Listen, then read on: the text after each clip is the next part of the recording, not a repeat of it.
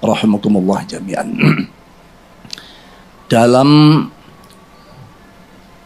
Qanun Asasi Asy-Syaikh Hasyim Asy'ari antara lain menukil sabda Rasulullah sallallahu alaihi wasallam, antara lain bahkan mungkin ada di buku yang baru dicetak nanti yang akan dilonsing, Minal Mu'tamar ilal Mu'tamar, yaitu dawuh Rasulullah inna hadal ilma dinun fanduru amman ta'khuduna dinakum. Al-hadis. Juga ada riwayat inna baina yadai sa'ah kadzabin.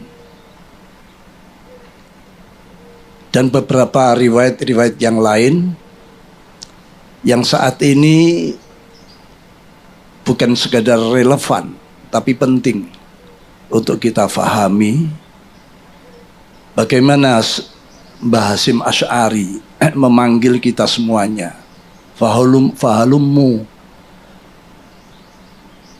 antum kullukum wa man tabi'akum minad du'afa minal fuqara wal aghniya wad du'afa wal aqwiya ila hadil jam'iyah al mubarakah al mausumah binahdatil ulama fadkhuluha bil mahabbati wal widad wal ulfati wal ittihad wal ittisal bi arwahin wa ajsadin fa innaha jam'iyatu amanin wa adlin wa ihsanin wa islahin wa ihsanin ila akhirih. Beliau memanggil pada satu abad yang lewat, dimanggil semuanya, bahkan arwah kita yang belum lahir pada saat itu terpanggil dengan panggilan beliau. Ayo kesinilah semuanya, datanglah berbondong-bondong kalian nih para ulama dan santri-santri kalian, dengan membawa rasa mahabbah, cinta, dan persatuan, ketertautan hati yang terdiri dari para fuqara dan aghniya, du'afa dan aqwiya, semuanya untuk menisbatkan diri pada Jam'iyah Nahdlatul Ulama yang mubarakah. Maksudnya tentu dengan arwah wal ittisal, menyatukan ruh perjuangan kita. Ini sepertinya kasyaf beliau melihat akhir-akhir nanti Nahdlatul Ulama walaupun sudah diakui sebagai jam'iyah yang terbesar bukan hanya di dunia tapi sampai akhirat. Buktinya teman-teman saudara kita yang sudah meninggal dunia tidak dicoret dari keanggotaannya.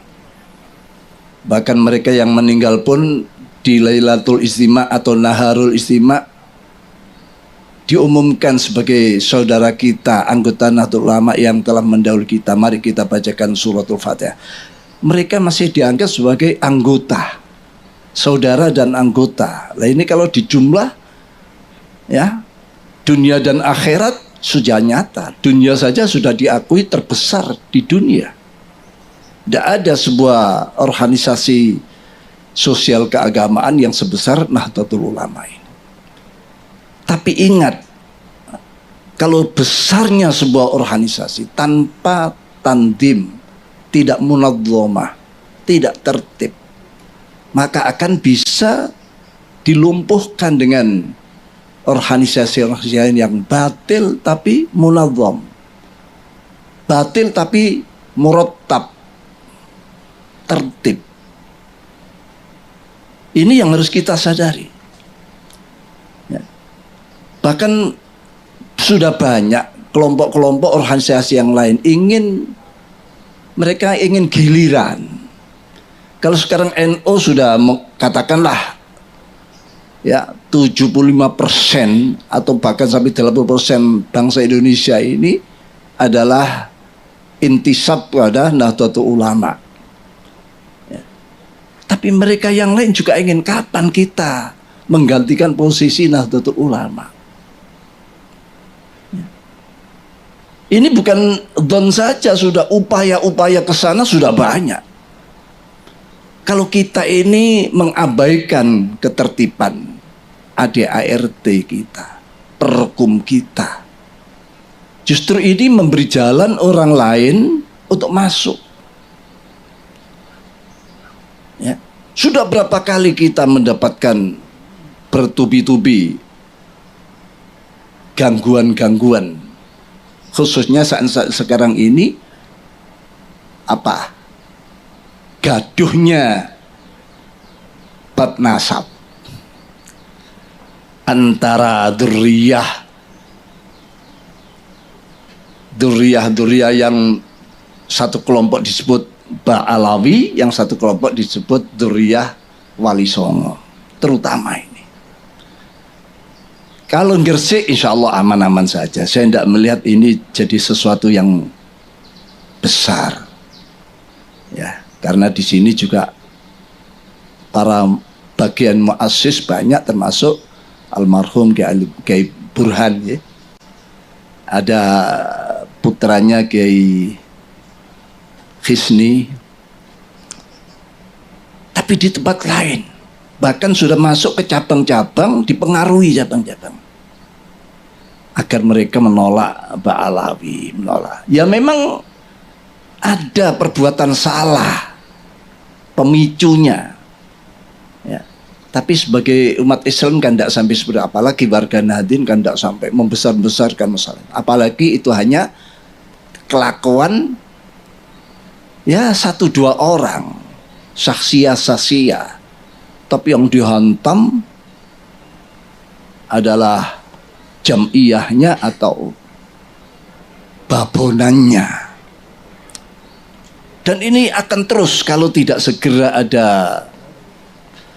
ingat bagaimana mulai sejak Syekh Nawawi Al-Bantani yang memberikan semacam sinyal-sinyal akan perlunya lahirnya sebuah organisasi, lalu diperjelas oleh Syekhuna Khalil dengan mengirimkan surat Toha mulai ayat 17 sampai 23 disertai tongkat dan seutas tasbih. Ini isyarat kuat agar Asy-Syaikh Al-Akbar Mbah Hasyim Asy'ari membentuk sebuah organisasi yang sakti mandraguna, yang seperti tongkatnya Nabiullah Musa alaihissalam. Sewaktu-waktu dibutuhkan dilempar, berubah menjadi ular naga yang membasmi kebatilan, bid'ah, khurafat, ya, ketidakjujuran, ya, ketidakseimbangan dalam kehidupan. Kalau sudah dunia ini merata baik, sejahtera semua, ya, silakan menjadi tongkat kembali. Ya. Nah ini bahkan bukan hanya silakan, para mustasyarin, para syuriyin, ya, para kiai-kiai kalau sesepakat kamu sudah harus kembali waktunya menjadi tongkat. Jangan terus-terusan menjadi ular. Kalau sudah mereka beliau menyatakan waktunya kamu kembali, tugasmu sudah selesai, sudah tercapai. Ya tidak ada kata nanti, besok, langsung sami'na wa ata'na yang ada. Itu dulu. Kalau sekarang kalau ada perintah begitu, nanti dulu. Ya. Maunya dia ingin jadi ular terus, tidak mau kembali menjadi tongkat. Jadi ngulo terus. Nah inilah sebuah suasana yang seperti itu bagaimana bisa kembali pada saat-saat ini. Para kiai, para hadirin hadirat punyai rahimakumullah jami'an. Saya sampaikan masalah kegaduhan ini berbahaya karena menyangkut ilmiahnya mulai dari Syekh Nawawi katakan Syekhana Khalil Mbah Hasyim itu keterikatan dengan para dzurriyyat Ba'alawi itu sangat ketat antar guru dan santri. Berapa gurunya Syekh Nawawi, santrinya, gurunya Syekhana Khalil dari Ba'alawi. Bahkan di dalam ini buku yang nanti di launching itu disebutkan oleh Syekh Akbar Syekh Basim Asy'ari di dalam muqaddimahnya. Ya. Bahkan PCNU pertama kali yang dibentuk di Jombang pada tahun 1928 itu mustasarnya Basim Asy'ari dengan Habib Muhsin kalau tidak salah, dan itu dibentuk di rumah beliau. Surabaya, Gresik, tidak bisa lepas karena ini babakan ilmiahnya. Lah, Nahdlatul Ulama memuliakan seseorang bukan karena nasab sebetulnya. Nasab itu hanya sebagai tanda lambangnya, tapi keilmiahannya, keilmuannya dan ketakwaannya itu. Ini sebetulnya. Jadi tidak membela sana, tidak membela sini sebetulnya. Siapa yang takwa? Siapa dzurriyyahnya Wali Songo? Wong saya ini juga termasuk bagian daripada Nusantara. Kalau belum masuk pada tataran ulama Nusantara, saya ini bagian Nusantara juga. Cintanya pada Wali Songo, ya tidak perlu diragukan. Tapi kalau ada orang baik punya jasa, ya itu. Jadi kalau ini terus-menerus dibiarkan, apalagi hal ini saya ingat sebetulnya timbulnya hal-hal semacam ini itu karena penyakit ujub. Saya pernah mendengar tokoh ulama antara lain Sayyid Muhammad Ali Al-Maliki pernah menyatakan sebuah riwayat hadis idza ra'aitum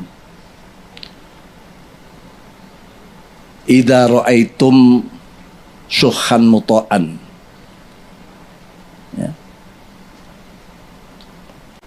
wa hawan muttaba'an wa ijabal mar'i bi ra'yi fa'alika bi khassati nafsik. Kalau kamu sudah menemukan gejala-gejala, ya, gejala apa? Syuhan muta'an, kekikiran yang sudah selalu diikuti, kikir untuk kebaikan, perjuangan. Wahawan muttaba dan hawa nafsu yang selalu diikuti, dibuat imam. Wa ijabal mar'i, dan seseorang yang sudah menganggap dia paling benar sendiri, yang lainnya salah. Orang kalau sudah menganggap dirinya paling benar, timbul sifat yang lain, kesombongan, tidak mau menerima kebenaran dari orang. Benar harus dari saya, yang lain tidak boleh. Itu ijabal mar'i. Ini lebih bahaya daripada dosa besar. Kalau dosa besar Allah masih kerso memaafkan, mengampuni, apalagi kalau kita taubat. Tapi kalau ijabul mar'i al-ujub, ini orang sudah menganggap dirinya lepas dengan Allah, dirinya sendiri, tidak ada campur tangan Allah. Ini berbahaya, ya. Makanya di situ dikaitkan dengan sebuah hadis, banyak itu di Ashabis Sunan banyak terjadi. Ada kisah dalam hadis, bisa dibuka di Sunan Nasa'i, Sunan Ibnu Majah, dan berbagai Ashabus Sunan meriwayatkan ini.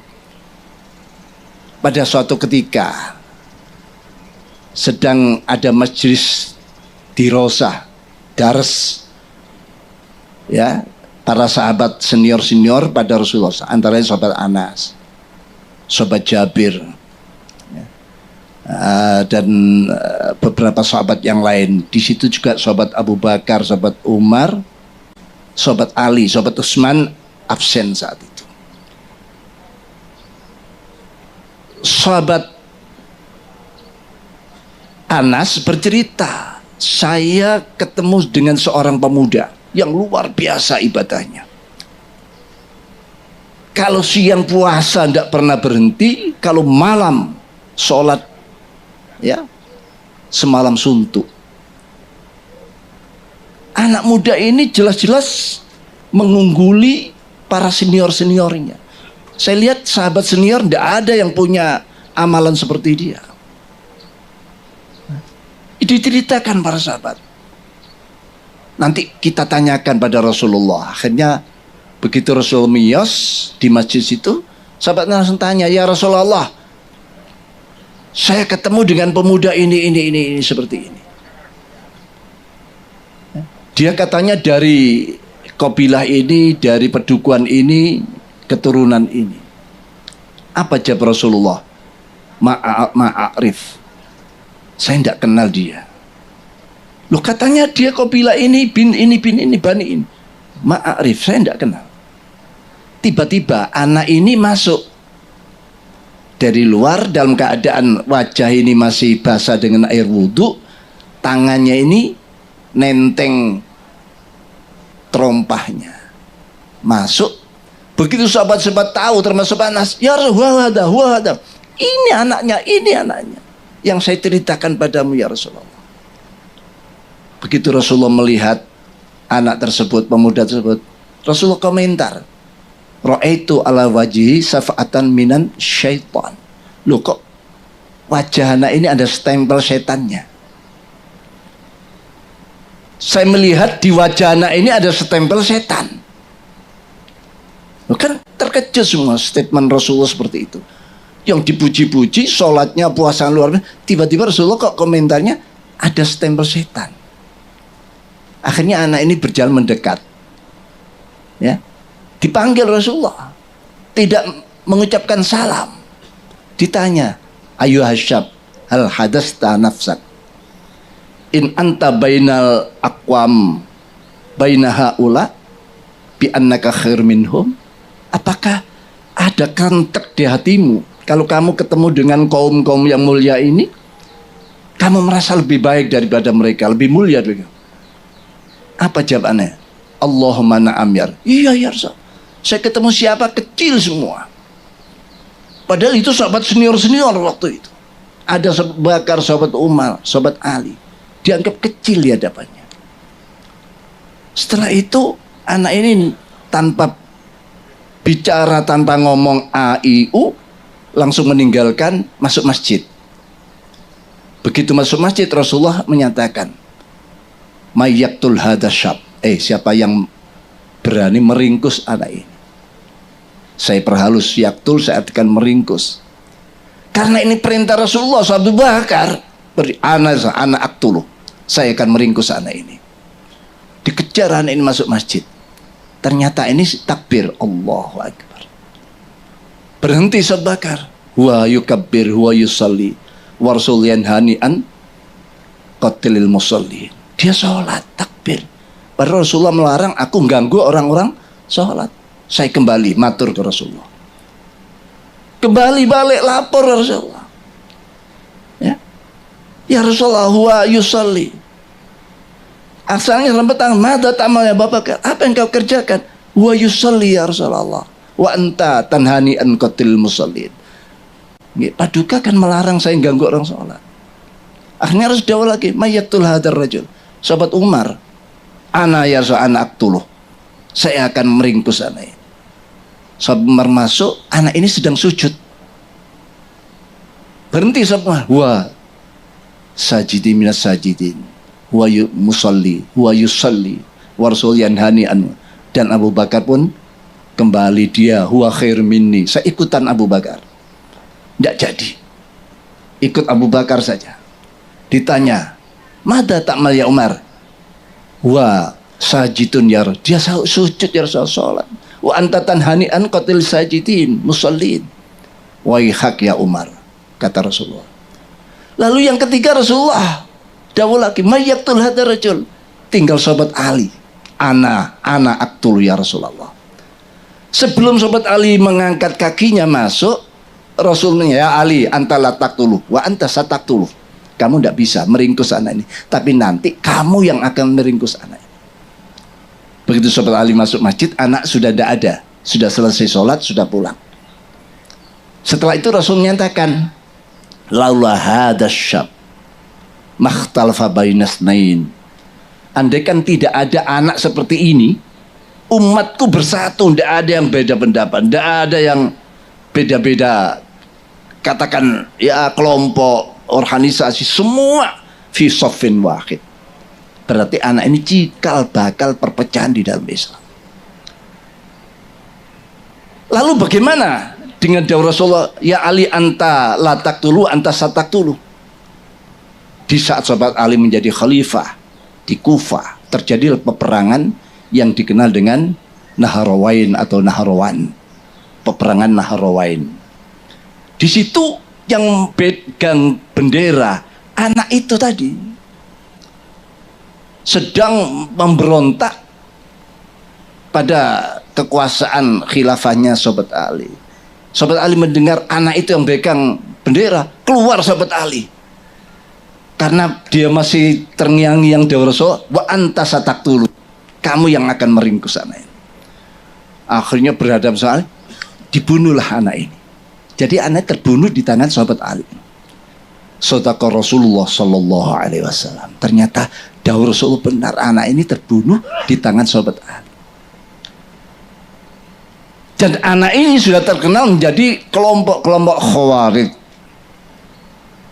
Orang yang sholatnya luar biasa, sampai Rasul menyatakan tahtakiruna sholatakum bisolatihim wasyamakum bisya'im. Sholatmu jangan diadu dengan mereka, tidak ada apa-apanya. Puasamu jangan diadu dengan mereka, tidak apa-apanya sholat dan puasamu. Tapi yakhrujuna minaddin, ya, khurujas sahmi minar ramiyah. Tapi dia secepat lepas dari agamanya, imannya, secepat anak panah lepas dari busurnya. Sholatnya luar biasa, ya, puasa luar biasa, tapi detik per detik dia lepas dari Islam. Sekarang tanda-tanda itu ada. Penolakan kebenaran. Semua orang sedunia, mufti sedunia kalau menfatwakan, misalnya ini ya, pernah melihat ya, menfatwakan bahwa Ba'alawi itu sahih nasabnya, saya tetap menolak. Ulama dunia ditolak. Ini ilmu macam apa semacam ini? Bukan ajaran kita semacam itu. Lah sekarang PC-PCNO itu dimasuki, terutama di Solo Raya itu sudah kena. Nanti akan saya usahakan supaya dibenahi itu PCN-PCNO yang sudah mulai menolak ini wirid yang sering kita baca, Rabitul Haddad dan semua. Dan nanti pada gilirannya ya masyayikh kita, ya masyayikh kita, Kanjeng saya Abdul Qadir Jailani sudah mulai digarap. Said Muhammad Ali Al-Maliki juga diragukan nasabnya. Nanti digilir semua. Di belakang itu siapa? Wahabi. Yang memang berani dia menolak seperti itu. Kebenaran ditolak. Dan sebagian daripada Syiah. Ini perlu kami sampaikan di acara yang sangat penting ini, untuk bagaimana intisab kita pada Mbah Hasyim Asy'ari, Syekhana Khalil, Mbah Syekh Nawai Bantani, sebagai muassis, sebagai pemberi sinyal-sinyal, ya. Lalu kalau sampai terimbas penyakit itu, tidak sadar kalau kita ini sebetulnya menolak Mbah Hasyim, ya. Inilah cara mereka ingin bagaimana NU ini yang begitu sudah besar ingin digelir. Ingin digelir. Mereka punya keinginan untuk bisa menguasai Indonesia. Tadi sudah disebutnya oleh Ki Asep, tanpa lahirnya tidak ada, kita tidak mengenal negara. Memang NU dilahirkan sebagai hadiah untuk negara Indonesia ini. Hadiah untuk Indonesia ini. Tidak ada Nahdlatul Ulama, tidak ada fatwa jihad, tidak ada resolusi jihad. Tidak akan terdengar takbirnya Bung Tomo sebagai 10 November dan lain sebagainya. Ini khusus pada pengurus NU, agar jangan penyakit itu lalu mengimbas ke Jawa Timur. Pokoknya kalau ini sampai kena, yang terkena adalah para muassis Jamiah Nahdlatul Ulama. Artinya apa? Berarti ya sudah busung, ya. Kita tidak bela Mbak Ali. Kasusnya kan dengan individualnya, dengan Habib A, Habib E, Habib ini. Ya Habib ini saja yang garap. Kenapa kok yang salah ini Habibnya, orangnya? Kok klannya atau organisasinya ini yang digarap? Berarti memang sudah punya tujuan untuk mengaburkan. Habaib tidak semuanya baik, banyak yang yang baik-baik, jasanya besar, banyak. Duriyah Wali Songo, jasanya besar. Indonesia bisa mayoritas Muslim, negara yang semula agama lain, sekarang itu jasanya Wali Songo. Kita bagian daripada Wali Songo. Kita bela, mosok PBNU dianggap bela nih Habaib, menjadi jongosnya Habaib, menjadi budaknya, menjadi anunya Mbak Alawi. Ini memang cara-cara mereka seperti itu. Mudah-mudahanlah ini pencerahan, menjadi pencerahan, bukan malah menjadi ruwet. Buyar ini tambah ruwet. Pidato apa itu tadi? Jangan malah jadi kalau saya sih tidak ada masalah sampean kritik, bahkan sampean bully, sampean apa, tidak ada masalah. Sampean suruh turun dari orang Islam, sekarang saya turun. Tapi kan ada mekanismenya. Ya nantilah kalau sudah ojo dipilih. Dan saya memang sudah niat, sepertinya saya itu tidak bisa melanjutkan lagi. Ingin kembali kepada umat. Itu ya. Demikian. Terima kasih atas semuanya. Mudah-mudahan PCI Gresik yang membuat sejarah yang baik dengan launching Minal Mu'tamar Ilal Mu'tamar, dan selanjutnya PCN yang lain juga bisa mengikuti. Dan karena Gresik kan tonggoi Surabaya, jadi sama lah. Demikianlah, kurang lebih mohon maaf. Tadi ada ijazah kubro, sughra apa kubro ya? Cuma saya punya wiritan, insya Allah semua itu umum, yaitu salawat Masyishiyah Syekh Abdul Salam bin Masyish, gurunya Syekh Abdul Hasan Asyadili. Ini pula kiai-kiai dari semua ini amalannya seperti ini. Saya kira apal semua, sudah monggo. Itu ijazah ammah, saya juga ijazah ammah dari Syed Muhammad, dari beberapa saya kira sudah apal semua. Demikian, kurang mohon maaf. Iznil salam ya ajastukum. Katanya hamlam mahfufannya ini yang lebih terasa. Hamlam mahfufan. Ya, itu yang lebih sakti, lebih tampak kesaktiannya. Bukan berarti yang lainnya tidak sakti, lebih tampak. Ihdinas siratal wallahul muwaffiq ila aqwamit thoriq. Assalamualaikum warahmatullahi wabarakatuh.